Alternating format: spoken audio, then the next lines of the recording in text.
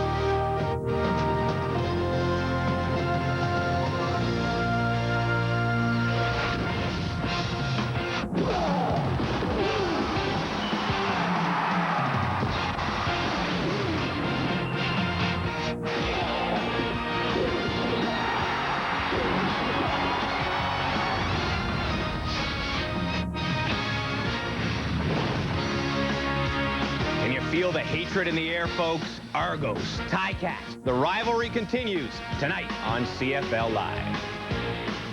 Hey everybody, James Duthie along with Eric Tillman and Chris Schultz. Gather around, kids, it's story time. Once upon a time, there was a group of boatmen who lived next door to some cats. Now, for years, the boatmen picked on those pussy cats. But then the cats got big and strong and mean, and tonight they are out for revenge. And I tell you what, Eric Tillman, if they get that revenge, those boatmen will be in big trouble. James, you're right. If the Argos have any hopes at all of winning the Eastern Division, this is really a must-win situation for them. If they lose tonight, they're 4 games behind the Hamilton Tiger Cats, and if Montreal wins tomorrow night, they're 3 games behind the Owls. What does third place mean to Montreal? It means, to Toronto, it means if they're going to get back to the Grey Cup, they would have to win 2 playoff games on the road, 2 games outdoors, and 2 games with no running attack. So this really is a must-win for the Argos tonight, Chris, and if they lose, they're behind the 8 ball. Big time. You know what? But I tell you, the most important thing to me is not just the players, but the 2 coaches for each team. The offensive coordinator, John Jenkins, for the Toronto Argonauts, and the defensive coordinator, Don Sutherland, for the Hamilton Ticats. Each has to be patient in their premeditated practice plans, so if they get ahead by too much, they don't get too cocky in this game, and if they get behind by too much, they don't get conservative, or they don't panic and get out of their game plan. I really think this game will boil down to the 1 or 2 big plays and the mistakes, as most football games do, but I've played in a few. The emotions will be riding high. We have an opportunity for an excellent game tonight, James. I tell you what, another guy who played in a few of these is on our crew. He is Leif Patterson, and he is with Gord Miller at Skydome. Guys? Leif, the Ticat defense hasn't been this good since you played for them. With all the talk about the changes in Hamilton this year on offense, maybe the defense gets forgotten, and maybe health on defense is a big part of that. I think you're right, Gordon. You look to some of the changes that Hamilton's made. I mean, Orlando Steinhauer tied for the league lead in interceptions last year. He can't even play corner anymore because they're better in that spot. He moves to inside safety. When you do that, make those kind of positive changes, you know you've got a great defense. And look what they've done throughout 7 weeks this year in 1998. They're either first or second in 20 of 25 defensive categories, and the statistics that I like are those quarterback sacks, and when you get a lot of sacks and a lot of pressure, usually your interception totals are right up there as well, and Hamilton, of course, leads the league with 20, but you know, you talk about the new head coach, Ron Lancaster, Danny McManus, all this stuff, as you've mentioned, but to me, the heart and soul of this team is defense, as it always has been historically in Hamilton. Hamilton's tough enough to score on. The Argos are making it tough scoring on themselves. Last week against Montreal, 450 yards in total offense, but they scored just 2 touchdowns.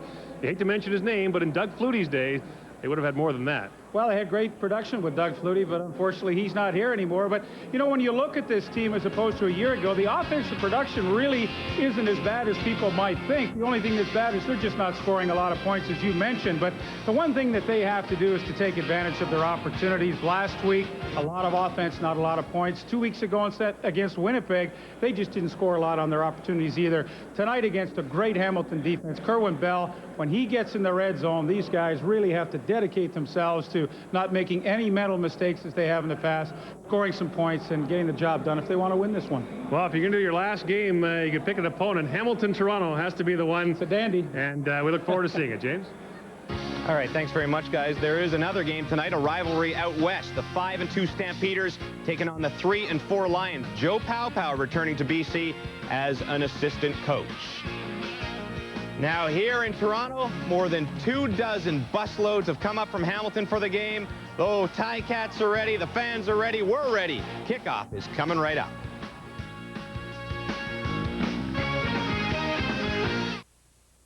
When you from McCain.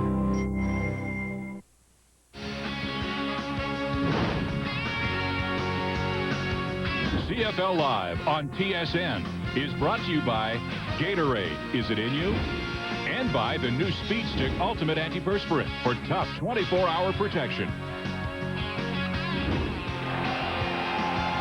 The roof is open on a beautiful night in Toronto for the Argos and Ticats first meeting of the regular season. The Ticats come in at 6-1. The Argonauts are 3-4. It's a beautiful night, 24 degrees. There is a wind blowing in the open end of the stadium. It'll blow from left to right as you look at it. Ron Lancaster last week secured back-to-back wins over his old team, the Edmonton Eskimos, and the win last week was his 100th as a CFL coach, including the playoffs. Don Matthews is the winningest coach in CFL history, but he has not lost 4 games in a season since his first year with the then Baltimore Stallions. Noel Prefontaine kicks it off, and we are underway at Skydome. Archie Amerson from the 25-yard line bobbles the football, simply falls on it there, and that's where the Ticats will start. Not great field position for the Hamilton offense, led by 9-year veteran Danny McManus, who's had 3 straight 4,000-yard passing seasons. Greg and Olive on the outside, Maury Alley, the Hamilton native, and Darren Flutie on the inside of the main targets. Ronald Williams and Archie Amerson in the backfield, along with Danny McManus. And the offensive line for the Hamilton Ticats has allowed the fewest sacks in the Canadian Football League this year, just 5 allowed in 7 games. Well, you talk about changes from a year ago. I mean, that offensive line is one of the biggest improvements that this club has made. McManus from the shotgun on first down. Quick hit over the middle. And he's got it there to Andrew Grigg for a gain of maybe 3.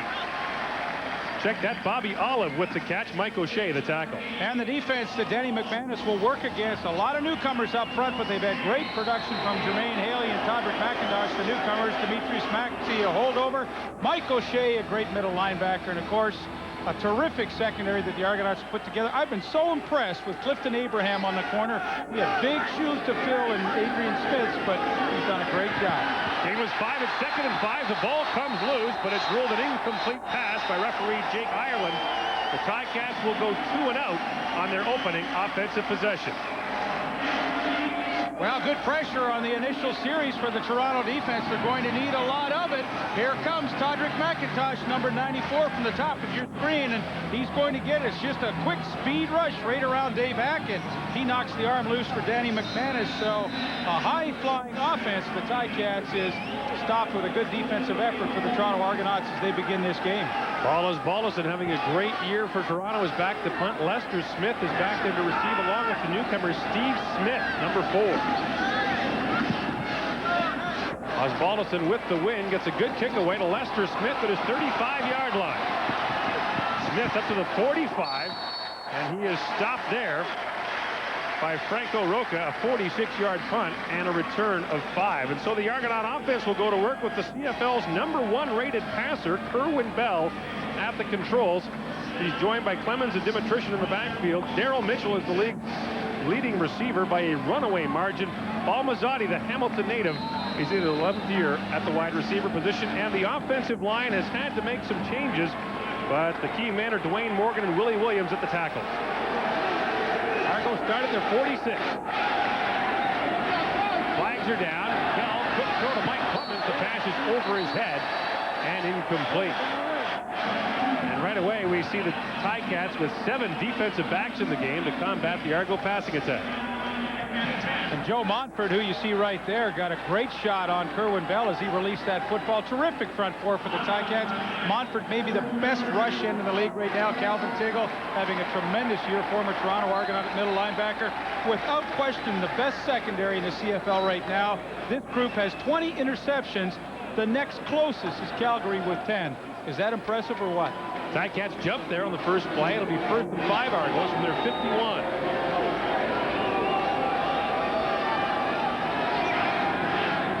Bell gives it off to Mike Clemens, and the pinball gets maybe a yard. Joe Montford got in there to help make the stop along with the middle linebacker Calvin Tiggle, the former Toronto Argonaut. And for Kerwin Bell, you know, he really does not have a whole lot of plan B this year. Those are his numbers as he has come back from the broken arm this season. But Gord, they are a throwing football team right now. They only average about 79 yards a game on the ground, which is currently last in the CFL. So you look at how this team has changed from a year ago. Obviously, with Flutie and Drummond and a few people gone, they are different. They are not running the football very well. Bell the shotgun now on 2nd and 5. Quick throw, and he's got his man Mazzotti, but Mazzotti can't hang on to the football as he was being worked over by Bobby Love. Ticats thought they got it back, but it is ruled an incompletion, and both defenses stand tall in the early moments of this game. Well, the thing I like about the Hamilton secondary is they just have such tremendous team speed, and you know, Eric Carter and Reggie Love were right there just as Mazzotti made the catch. What a hit by Reggie Love, and that ball just comes loose. So, as Gord mentioned, two terrific opening defensive stands for both clubs. Noel Prefontaine, the rookie out of San Diego State, will punt it for the Argos. He was the top punter in U.S. college football last year. Bobby Olive is back to return the kick for the Ticats, along with Orlando Steinauer. This is Steinauer from his 13-yard line, slips on the wet turf, and runs into trouble immediately from the Argos. A 45-yard punt, a return of 3. Maurice Miller made the stop, and the Ticats will once again be hemmed in deep thanks to some trouble on special teams. Well, I mean, this is not a new story, but when Danny McManus and his offense is having such great success, you really want to make them play on a long field. And with Noel Prefontaine averaging over 48 yards a punt, I mean, Toronto has a chance to do this. They cover kicks exceptionally well, and boy, Danny McManus, there you see those 2,100 plus yards. He is the leading passer in the league in that department.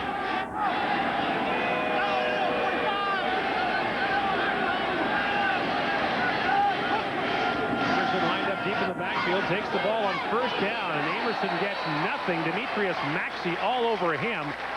A gain of perhaps a yard as this Argo defense toughens up against the run, led by Maxey, who is a key man now for the Argos thanks to changes along the defensive line. And really, when you think about the loss of Rob Waldrop, so big for the Argos in the offseason. Well, you look at Reggie Gibbons, Rob Waldrop, Andrew Stewart, 3 starters that are not here from a year ago. So Demetrius Maxey has really stepped up and filled the void, because this front 4, although it's new, it's pretty darn good. 2nd and 9 now for the Ticats. Ball over the middle, almost intercepted by Lester Smith on the tip. And Hamilton has run 4 offensive plays. They have fallen incomplete as he was looking for Darren Flutie there. And, you know, I mean, Danny McManus would love to get off to a good start, but this is pretty shaky. That's solid protection right there. He just simply overthrows Darren Flutie. That was an easy ball to complete. He just couldn't get the job done. So a quick 2-and-out again for the Ticats on their 2nd possession. This coming after 2 great weeks for the Ticat offense against the Edmonton defense. The Ticats scored nearly 100 points in the back-to-back games with Edmonton. Osbaldiston now backed up to his 5 now to punt this ball with the win. Low end-over-end kick. Bouncing towards the sidelines. It'll go out of bounds at the Argo 49-yard line. 10:30 to play in the opening quarter. The Argos have the ball in a scoreless game at Skydome. Maine Society, there's a cat being abused here at Skydome tonight, but you know what? There's a few Hamilton fans here. They say 30 buses of Ticat fans made the trip down the Queen Elizabeth Way to be at Skydome tonight. Excited about their 6-1 tabbies. They should be. Argos start at their 49-yard line in the scoreless first quarter. All kinds of early movement, and play is once again called. Worth noting that Ticats are riding a 6-game winning streak, their longest since 1972. Procedure, Toronto number 12, still 1st down. Kerwin Bell called for illegal procedure. That was a Grey Cup year for the Ticats. And I mean, to think that their opening game of the season in Calgary, they lost it in the last quarter. I mean, they could very easily be 7-0. They had a 14-point lead in the second half of that game and wound up losing in Calgary. Ron Lancaster averaged 12 wins a year as the coach of the Eskimos. Hamilton's had one 12-win season in its history. Bell from the shotgun on 1st and 15. Swings it out of the backfield. That's incomplete again for the pinball. And the newcomer there to the Hamilton secondary, Reggie Love, is with him step for step. And Gord, I think it's really interesting to note early what Hamilton is doing on defense. You see Reggie Love come in the game. He is the nickel back. He has replaced Justin Ring, their regular outside linebacker. So now with Frank West at the other outside linebacking spot, who was originally a defensive back, they've got 7 defensive backs in the game right now. And essentially what Ron Lancaster's saying to Toronto, hey, we know you can't run the football, so we're going to put little guys in there. We're going to cover all your fast guys. And so far they've been able to do it. Love stays in the game on 2nd and 15. Bell again from the shotgun, trying to screen it over the middle, and Love all over pinball again as the pass falls incomplete. Reggie Love played his first CFL game last week and had an interception in the game. Well, the Ticats come with all kinds of pressure up the middle. I mean, you see Tiggle coming. He comes 3 there. There's nobody to pick him. Kerwin Bell knows he's got to get the football off quickly. Look at Tiggle right in his face. And, you know, again, both quarterbacks having trouble getting on target tonight. The pass is being high, and clearly that's because they're being hurried. They're not in their normal rhythm. So defense is dominating early in this game, which, again, is not that surprising. Well, Prefontaine to punt it. Bobby Olive, the first-year man out of Ohio State, is back to receive in a defensive-dominated football game so far. Prefontaine gets a low driving kick away. Olive will field it at his 33-yard line, falls on the football. No yards will be the call against the Argos as the ball was bouncing down on a 33-yard punt.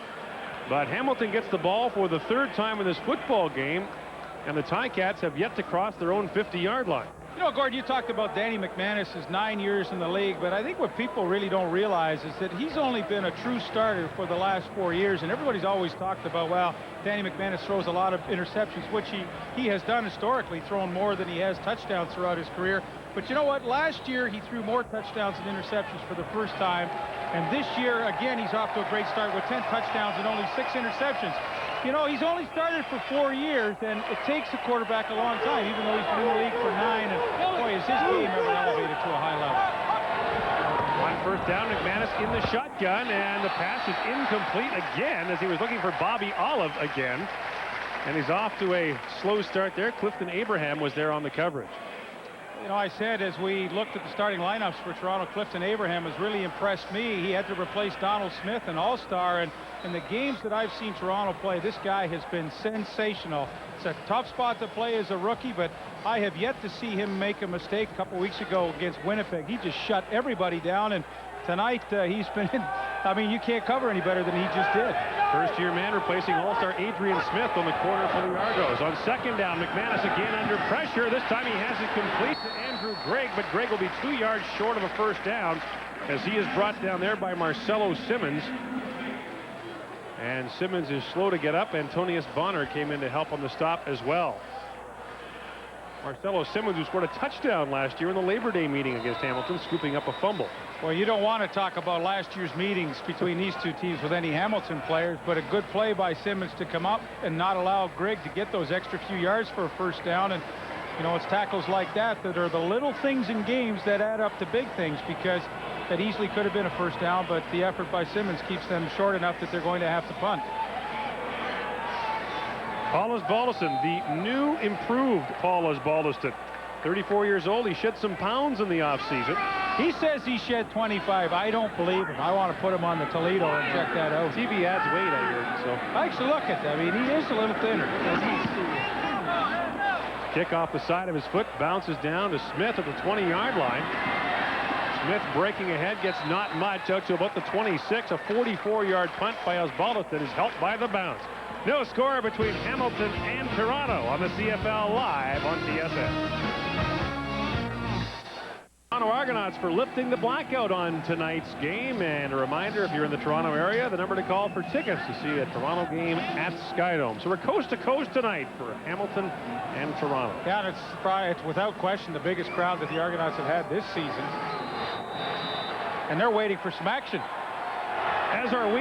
1st and 10 for the Argos from their 29-yard line. Bell in the shotgun. Flags are down. There was early movement. Bell's going over the top looking for Nigel Williams. He's got it. And he's brought down at the 30-yard line. Stopped there by Eric Carter. The question is, who moved? Hamilton, number 77, declined. The penalties against Hamilton, it's declined, and the pickup is 51 yards. Oh, what a contribution Nigel Williams has made to the Argonauts since they got him in a trade from Montreal. He was the last piece of the puzzle in this receiving core. He can play inside, he can play outside. He lines up at wide receiver against Eric Carter. No slouch as a one-on-one corner, and just with his speed and height, he shields off Carter, makes a great catch, and finally the biggest play of this first quarter for the Argonauts gets them on the move. But, you know, at 6'4", 206, he is a tough guy for a smaller defensive back to get around, and that was a perfect throw by Bell. First trip across midfield for the Argos. Bell's under pressure from Montford and gets away. Now Bell's in trouble, takes a shot as he gets down to the 32-yard line, and Kerwin Bell, who had his bell rung a couple of times in the last couple of weeks, was fortunate he didn't suffer more damage there. Well, initially, great pressure. Here's Joe Montford at the top. He goes up and then comes underneath Dwayne Morgan. And how in the world Kerwin Bell ever got away from this, I do not know, because he is not that fleet of foot. But Joe Montford has him right here, and Kerwin Bell somehow gets away. And watch, he's going to take a heck of a shot from Jeff Cummins. There's 99 coming into your screen. And but Bell has taken some serious shots in the last few weeks. Loss of a couple on that play. 2nd and 12. Shovel pass for Daryl Mitchell, goes off a leg and is incomplete. Drilled a forward pass. Jeff Cummins got eyes as big as saucers when he saw that ball bouncing. He was thinking, I don't know if I can go this far. The shovel pass, a remnant of Toronto's offense last year. Now here comes Mitchell, and actually they had a pretty good haul, although Reggie Love was close to sealing it off had he needed to, but Cummins was thinking he gives it a little boot. And so we got our first look at the new place kicker for the Argos, Eric Begos, who made his debut last week. 2 for 2 in his opening CFL game out of the University of Waterloo. When's the last time you saw a duckbill face mask in the CFL? When I played in Pop Warner when I was about 6 years old. That is a brutal looking face mask. This try from 40 yards out. Begos puts it up, and it is good. Whack, whack. The Argos lead by 3.